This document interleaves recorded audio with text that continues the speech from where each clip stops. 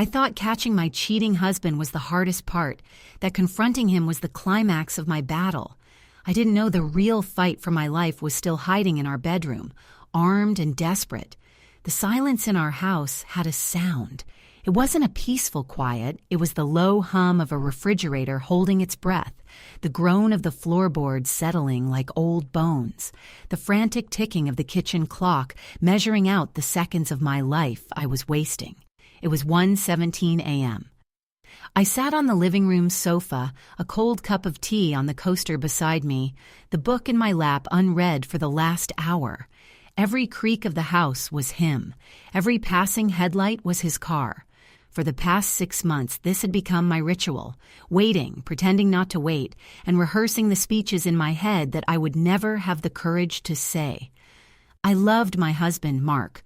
Or at least, I loved the man I had married 10 years ago. The man who held my hand during 12 hours of labor with our daughter, Lily. The man who taught our son, Noah, how to ride a bike, running behind him with a proud, goofy grin. That man was my world. But the man who would walk through that door tonight was a stranger, a ghost who wore my husband's face and used his keys. He'd become distant, his phone always face down, his work trips becoming more frequent, his explanations for late nights becoming more and more elaborate, like flimsy theatrical sets I was supposed to admire and not look behind. I'd been ignoring the signs, tucking them away like loose change. The scent of a perfume that wasn't mine, so faint I could convince myself it was from a colleague he'd hugged goodbye. The text message I accidentally saw pop up on his phone, just a heart emoji from a Derek work that he explained away as a running joke with his team. I chose to believe him. I chose to believe in the life we'd built, in the photos on the mantelpiece, in the 2 sleeping children upstairs who deserved a whole family. I chose denial because the alternative was a chasm so deep I was terrified I'd fall forever. Then, the sound I was waiting for finally came. The crunch of tires on the gravel driveway, my heart hammered against my ribs, a trapped bird wanting out. The engine cut off, plunging the world back into that humming silence. A car door slammed, a sharp, violent sound in the dead of night. Then the jingle of keys, the scrape in the lock. The door opened. He stepped inside, trying to be quiet, a pantomime of consideration that was almost laughable. He eased the door shut, the click of the latch echoing like a gunshot. He didn't see me at first, his back to me as he fumbled with his coat. He was humming, a tuneless little melody of contentment. And that, more than anything, sent a sliver of ice through my veins. He was happy. He was coming home from somewhere that made him happy, and it wasn't here. He turned, and his smile faltered when he saw me sitting there in the dim glow of a single lamp. "Sarah? Hey, you're still up." "Couldn't sleep," I said, my voice unnervingly calm. He walked toward me, shrugging off the last of his workday persona. He leaned in to kiss me, and that's when it hit me. It wasn't a faint, deniable trace this time. It was a tidal wave, an assault on my senses, a cheap, cloying perfume that smelled of artificial gardenias and desperation. It was soaked into the fibers of his shirt, clinging to the skin of his neck, tangled in his hair. It was the scent of betrayal, loud and unapologetic. It filled our home, my home, the sacred space I had nurtured and protected. I pulled back so sharply he stumbled. The hurt, confused look on his face was a masterpiece of deceit. "What's wrong?" For a moment, I just stared at him. The clock in the kitchen ticked. 1 second, 2, 3. In that silence, 10 years of love and trust curdled into something bitter and cold. All the small lies, the gaslighting, the times he'd made me feel crazy for my suspicions, it all coalesced into a single blinding point of clarity. The chasm I'd been so afraid of had opened up right beneath my feet, and I found, to my surprise, that I wasn't scared anymore. I was ready to jump. I didn't scream. I didn't cry. I simply stood up, my movement slow and deliberate. I walked past him, ignoring the way he called my name, his voice laced with a confusion I knew was fake. I went to the utility closet under the stairs. the place where I keep the things that fix and clean and erase. My hand closed around the cool, familiar shape of the large bottle of bleach. The weight of it felt solid. Right. I walked back into the living room. He was standing exactly where I'd left him, a statue of feigned innocence. His mouth opened to ask another question, to spin another lie, but I didn't give him the chance. I held out the bottle of bleach, offering it to him like a sacrament. His eyes widened, a flicker of genuine fear finally breaking through the facade. "Clean your mess," I said, my voice low and steady, a tone he had never heard from me before. "Then get out." He stared at the bottle, then at my face, searching for the woman he knew, the wife who would forgive, the woman who would cry and eventually let it go. But she wasn't there anymore. He forced a laugh, a hollow, rattling sound. "Sarah, this is insane. What are you talking about? What mess?" I didn't answer. I just tilted my head slightly, my eyes flicking down to his collar. He followed my gaze. There, stark against the crisp white of his shirt, was a smear of garish, ruby red lipstick, a brand I would never wear. As his eyes locked onto it, the color drained from his face. He looked back up at me, his mouth hanging open, the lies finally dying on his lips. He was caught. But he had no idea how caught he truly was. Slowly, I raised my other hand. In it was my phone, the screen already unlocked and glowing. I turned it so he could see. It wasn't a photo. It wasn't a text message. It was a live feed from the new security camera I'd installed 2 days ago, the one disguised as a smoke detector, pointed directly at our bed. And on the screen, frozen in time, was a preview image from 40 minutes ago. Our bed, the sheets a rumpled disaster, and a long blonde strand of hair lying on his pillow. The blood drained from Mark's face, leaving behind a waxy, pale mask of the man I married. His eyes, wide with a horror that was finally, blessedly real, darted from the phone screen to my face and back again. The lipstick smear, the cloying perfume, the lies. They were all just appetizers.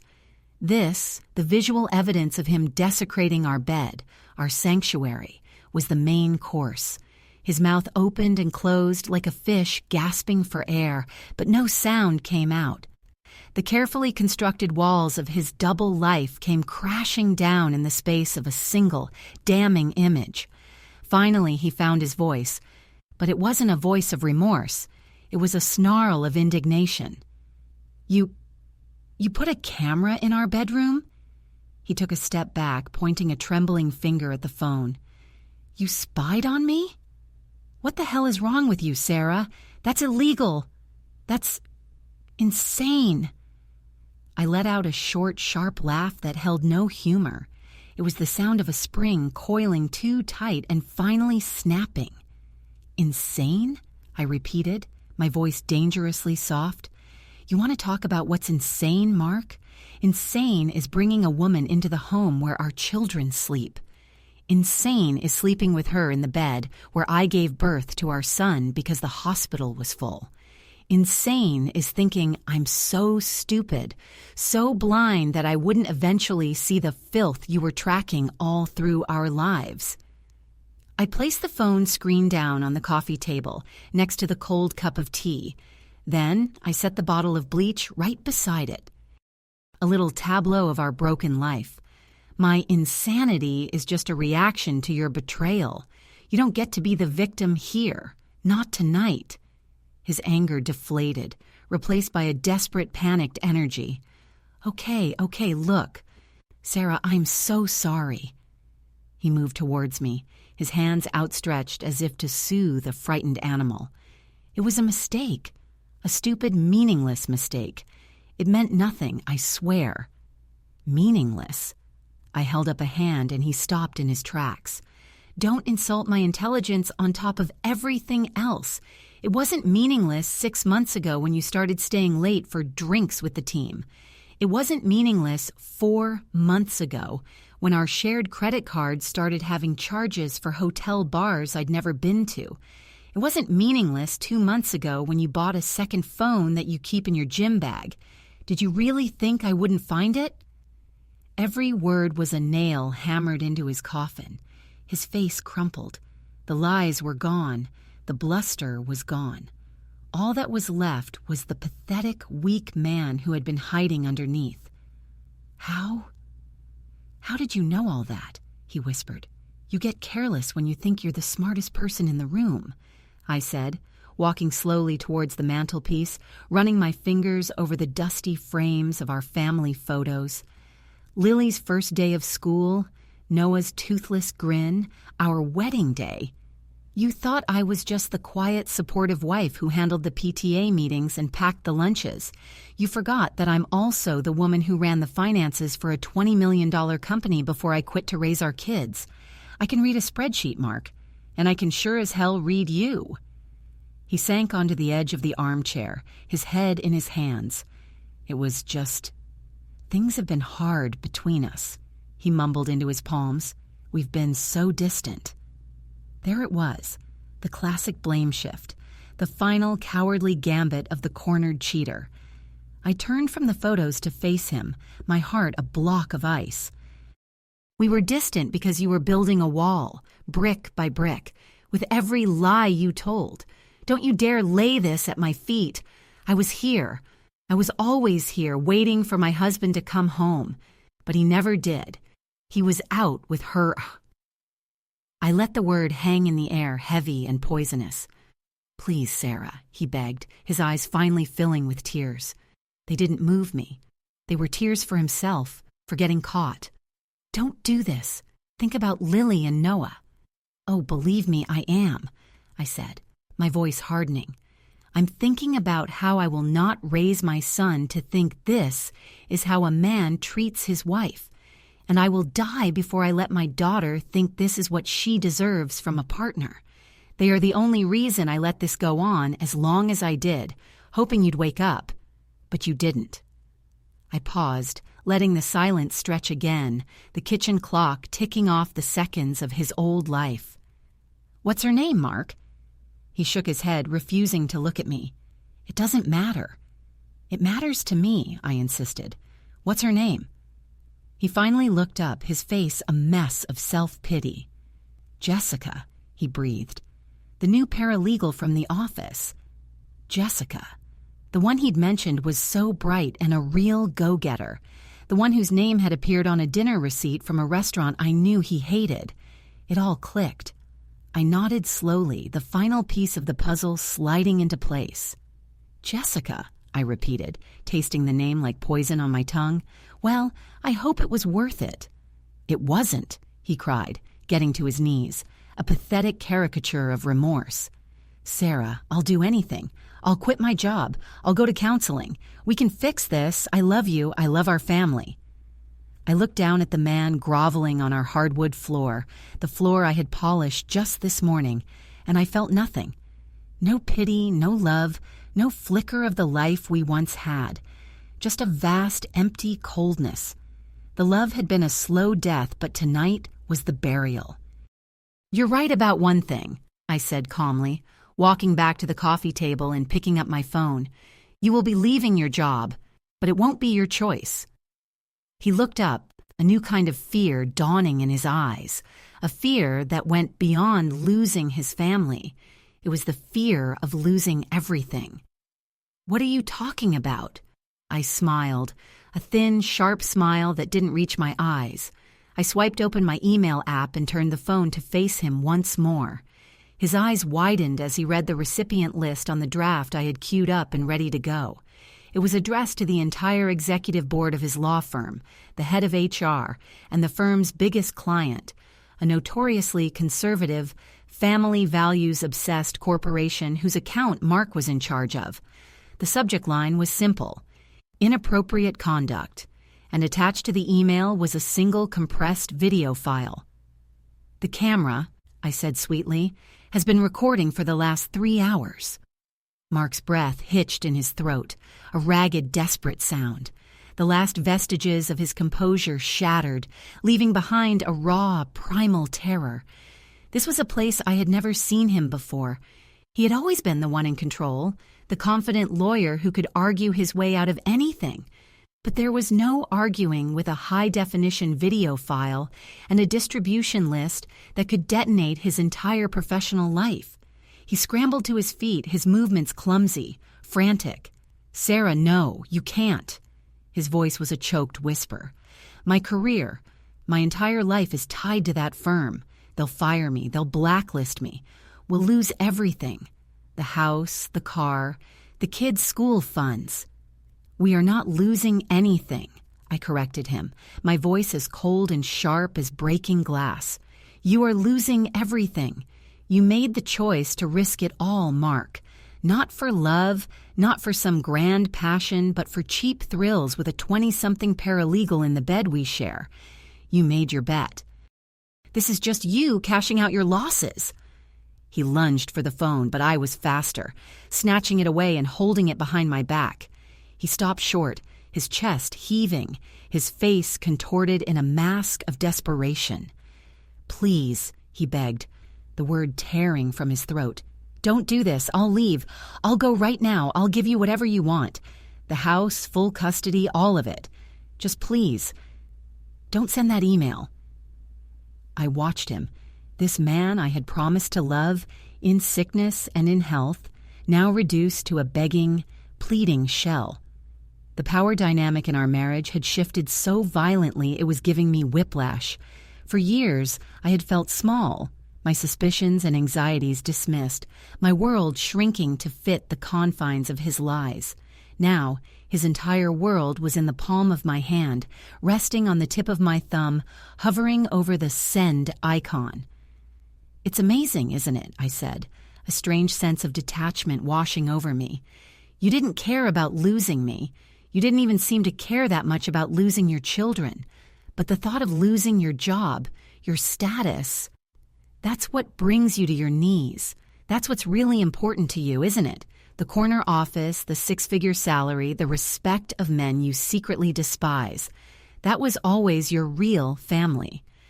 "That's not true," he shot back, a flash of his old indignant anger returning. "I did this for us, for you and the kids, to give you this house, this life." "Don't you dare," I hissed, stepping forward until we were inches apart. The stench of that perfume was still on him, and I fought the urge to gag. "You did it for you. You enjoyed the prestige, the power. I was just a convenient accessory, the perfect wife to trot out at company dinners, the stable home life that made you look good to the partners. Did you ever once stop to think about what I wanted? Did you ever care that I gave up my own career, a career I loved, so that you could build yours?" He flinched, the truth of my words hitting him like a physical blow. He had no answer for that. He never had. "I have 2 conditions," I said, pulling the phone back in front of me, my thumb still poised over the screen. He watched it like it was a loaded gun pointed at his head. "You will agree to them right now without argument, or I will push this button and spend the rest of the night watching the world burn you to the ground. Do you understand?" He nodded mutely, his eyes wide and pleading. "First," I began, "you will pack a bag with only what you absolutely need, and you will leave this house tonight. You will not contact me. You will not contact the children. You will wait for my lawyer to contact you. Everything from this point forward goes through her. Her name is Eleanor Vance, and she's the most ruthless divorce attorney in the state. I retained her 6 weeks ago." The mention of the lawyer, of the premeditation, seemed to punch the remaining air from his lungs. This wasn't a spontaneous act of rage. This was a calculated demolition. He just nodded again, his jaw slack. "Second," I continued, my voice dropping lower, "you will go to your office. You will clear out your personal belongings, and you will write a letter of resignation, effective immediately. You will cite personal and family reasons. You will not fight it. You will not try to negotiate a severance. You will simply disappear. That way you get to keep a shred of your reputation, and I don't have to unleash this evidence." I gestured with the phone. "It will be my insurance policy. If you ever try to fight me on the divorce, on custody, on alimony, If you ever so much as breathe a word of this to anyone, this email goes out. Not just to your old firm, but to every major law firm in the city. You will be radioactive. You will never work in this town again." He stared at me, his mind clearly racing, looking for an angle, a loophole. But there wasn't one. I had him. I had him so completely it was almost frightening. He had underestimated me for the last time. "Okay," he finally whispered, his voice hoarse. "Okay, Sarah, I'll do it. I'll do whatever you say." "Good," I said. "Now go upstairs.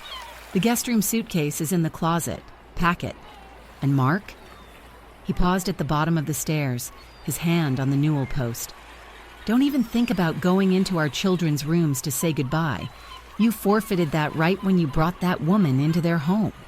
He hung his head in defeat and trudged up the stairs, each step a heavy, final sound.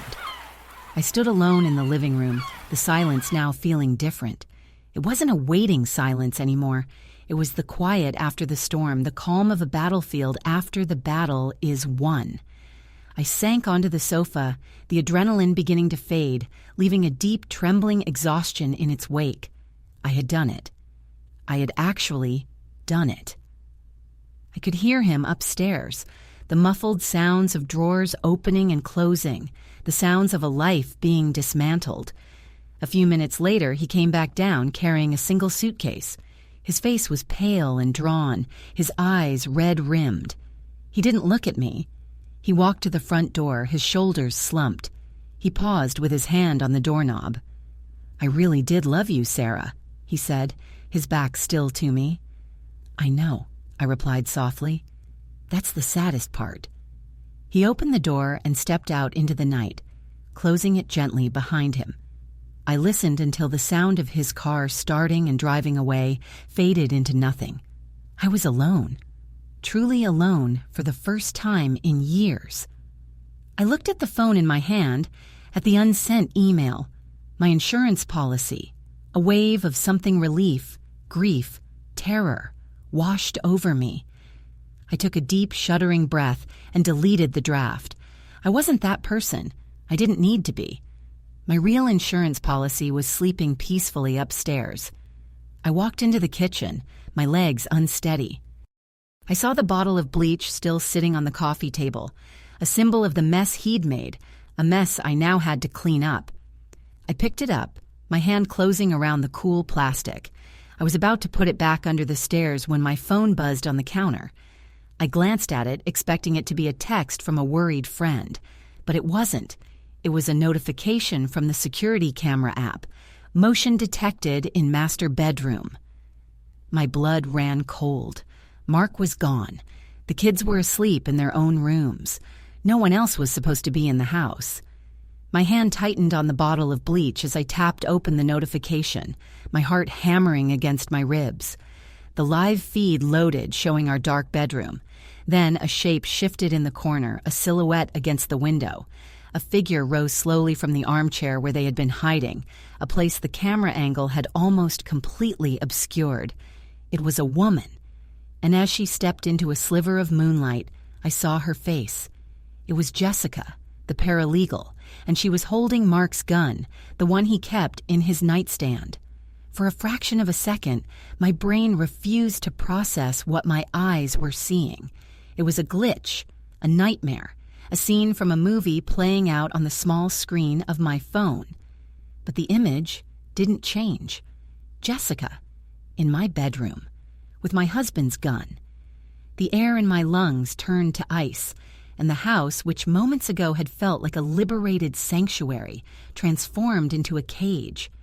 She had been there the whole time, hiding, listening to every word of our confrontation. She'd heard me blackmail Mark, heard me threaten his career, heard me cast him out. She hadn't just been a participant in his affair, she had been a witness to his downfall. My mind raced, trying to connect the dots. Mark must have brought her back here after their liaison. He probably thought I'd be asleep, that he could sneak her in and out without me ever knowing. The sheer, staggering arrogance of it was breathtaking. But when he came in and found me waiting, he must have panicked and told her to hide in the bedroom, promising to come get her as soon as he'd dealt with me. But he never came back.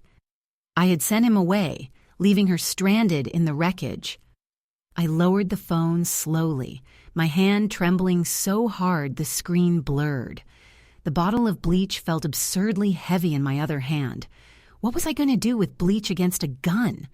The kitchen clock ticked, each sound a hammer blow against my skull. My children were upstairs, Lily and Noah, my entire world sleeping just one floor above a woman who was armed and, I had to assume, desperate. I forced myself to breathe, in, out. Panic was a luxury I couldn't afford. I was not the hysterical, wronged wife anymore. I was a mother protecting her cubs. Every instinct screamed at me to run upstairs, grab my children, and climb out a window. But the main staircase was in the front hall, directly in her path if she came out of the bedroom. The only other way out was the back door, through the kitchen where I was standing. But could I get to them without her hearing me? My phone screen was still glowing, showing the live feed. Jessica was pacing now, a frantic, caged energy in her movements. She kept running a hand through her long, blonde hair, the same hair I'd seen on Mark's pillow. She wasn't looking at the camera. She didn't know it was there. That was my only advantage. I could see her, but she couldn't see me. I watched her, my mind a whirlwind of tactical calculations. She was young, probably only a few years out of law school. She looked terrified, not predatory. Her hand holding the gun was shaking. This wasn't a cold-blooded killer. This was a stupid girl who had made a series of catastrophically bad decisions and was now in way over her head. But a scared person with a gun is the most dangerous person of all. I needed to call the police. That was the first, most logical step. But my phone was in my hand, my only window into what she was doing. If I switched apps to make a call, I'd be blind. And what if she heard me talking? The walls in this old house were thin. She could be out of that room and at the top of the stairs in seconds. No, a direct confrontation was suicide. I had to be smarter. My eyes scanned the kitchen, searching for a weapon, for a plan. A knife block sat on the counter, but getting into a knife fight with someone holding a gun was a losing proposition. My gaze landed back on the bleach. It wasn't a weapon in the traditional sense, but it was a chemical. A dangerous one. An idea, wild and terrifying, began to form in the back of my mind. It was a desperate, crazy plan, the kind you only come up with when your children's lives are on the line. I slipped off my shoes, moving with a silence I didn't know I possessed. I crept from the kitchen into the main hall, my back pressed against the wall. The stairs leading up to the second floor were directly in front of me. The master bedroom door was at the top of the landing, slightly to the left. It was closed. I held my breath, listening. I couldn't hear anything. No footsteps, no movement. I risked a glance at my phone. She was standing still now, facing the bedroom door, as if trying to decide her next move. This was my chance. With excruciating slowness, I began to climb the stairs. Each step threatened to betray me with a creak. I put my weight on the very edge of the treads, right next to the wall where the boards were most supported. Step, pause, listen. Step, pause, listen. My heart was a frantic drum against my ribs. The phone in my hand showed her, still frozen, her back to the camera. It was like watching a horror movie where I was both the audience and the star. I made it to the top of the landing, my whole body screaming with tension. Lily's and Noah's bedroom doors were down the hall to my right. The master bedroom was to my left. I was now only feet away from her, separated by a single wooden door. I could hear her breathing now, shallow and ragged. She was panicking. My plan was simple, and its success depended on her reacting exactly as I predicted. I took a deep, silent breath, unscrewing the cap of the bleach bottle with agonizing care, the plastic making a faint scraping sound that seemed as loud as a siren in the silence. I crouched down, my eyes glued to the phone screen. She hadn't moved. I slid the phone into my pocket, plunging myself into blindness. It was time. I held the open bottle of bleach in one hand. With the other, I reached out and slammed my palm against the bedroom door with all my might. "Police! We have the house surrounded. Throw out the weapon and come out with your hands up!" I shouted, pitching my voice as low and authoritative as I could, trying to sound like a SWAT team commander. It was a bluff, a wild, insane gamble. For a terrifying second, there was only silence. Then I heard a startled yelp from inside the room, followed by a frantic scrambling sound. I didn't wait to see what she would do. As soon as I heard her move, I acted. I took the open bottle of bleach and upended it, pouring the entire contents along the bottom of the door, creating a thick, wide puddle of corrosive liquid that seeped under the crack. Then I turned and ran. Not downstairs towards the exit, but down the hall, away from the master bedroom, towards the linen closet at the far end. I threw myself inside, pulling the door shut just as I heard the master bedroom door get thrown open. I fumbled in the darkness, my hands finding a stack of old towels. I pressed them against the crack at the bottom of the closet door, my heart pounding with a mix of terror and adrenaline. The powerful, acrid smell of bleach was already filling the hallway. It was a chemical smokescreen, a suffocating barrier. The fumes would be overwhelming, disorienting. Anyone coming out of that room would be hit with a lungful of chlorine gas. They would choke, their eyes would burn, they would be blinded. It wouldn't stop her, but it would buy me seconds. And seconds were all I needed. I heard a choked gasp from the hallway, followed by a violent, hacking cough. My trap had worked. My phone buzzed in my pocket, a new notification. It wasn't from the camera app. It was a text message from a number I didn't recognize. My hands shaking, I pulled it out and squinted at the screen in the pitch-black closet. My blood froze. The message had only 3 words. "I see you." The 3 words on the screen. "I see you," hung in the darkness of the closet, sucking all the air from my lungs. It was impossible. How could anyone see me? The closet was pitch black, the door sealed with towels. My mind fractured, trying to find a logical explanation where none existed. Was there another camera I didn't know about? Was someone else in the house? The sound of Jessica's desperate hacking coughs echoed from the hallway, a gruesome soundtrack to my own rising panic. The text had to be from her. But how? Then, a sickening realization dawned on me. The phone. My phone. I had been so focused on Mark's second phone that I'd forgotten about the tracking apps, the spyware he might have installed on mine. In his paranoia about me discovering his affair, he had likely mirrored my device to his own, giving him access to my camera, my microphone, my location. When I sent him away, I hadn't just sent away my husband, I'd sent away my spy, who was now likely parked just down the street, watching this entire nightmare unfold through the lens of my own phone. And he wasn't helping me. He was helping her. The text wasn't a threat from Jessica. It was a message from Mark, relayed to Jessica. He was her eyes. He was telling her where I was hiding. The coughing in the hallway subsided, replaced by a strained, choked breathing and the sound of stumbling footsteps. She was pushing through the chemical fog. She knew where I was. I was trapped. The linen closet, my desperate sanctuary, had just become my coffin. My children were just down the hall, and I was cornered at the opposite end, unable to get to them. In that moment, something inside me broke. It was the last vestige of fear, the final thread of the victim I had been. It snapped, and what rushed in to fill the void was a pure, cold, incandescent rage, a mother's rage. Mark wasn't just a cheater anymore. He wasn't just a liar. He was actively helping an armed intruder hunt me down in the home where our children slept. He had made his choice, and now I would make mine. I didn't have a weapon, but the closet was full of them if you knew what to look for. My hands scrambled in the dark, past sheets and towels, until they found what I was searching for, a heavy glass bottle of lavender-scented linen spray. It was almost full. Beside it was an old aerosol can of extra-hold hairspray. a relic from a time I actually went to parties. And in my pocket, I had a phone-a-device with a lithium-ion battery. The footsteps were closer now, just outside the closet door. A hand fumbled with the old-fashioned brass knob. I had seconds. My hands worked with frantic, precise speed.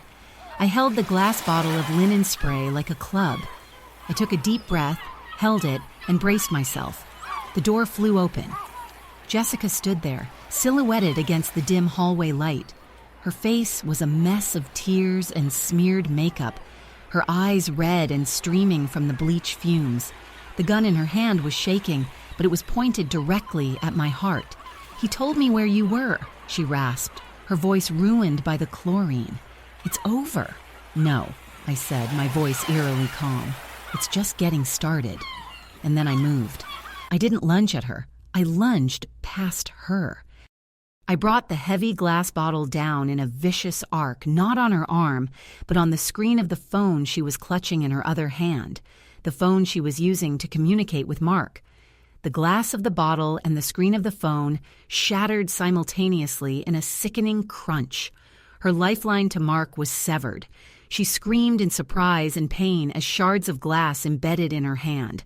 The gun wavered.